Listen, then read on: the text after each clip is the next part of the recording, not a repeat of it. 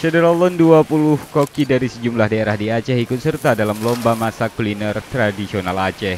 Kegiatan yang dipusatkan di Hermes Palace Hotel itu melombakan 13 menu masakan tradisional Aceh dan kuah belangong.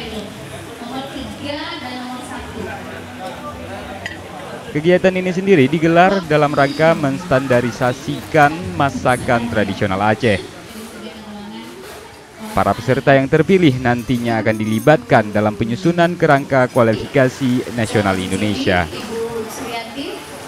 Tujuannya begini, jadi kuliner Aceh ini ya, sekarang kita ke nomor 5. sebenarnya sudah dikenal, tapi belum secara meluas dan standarisasi Kita ke mungkin masih nomor terbatas. 5. Jadi dengan adanya kompetisi ini, nanti pemenangnya kita ajak untuk bersatu membuat standarisasi masakan Aceh yang akan kita bawa nanti ke KKNI.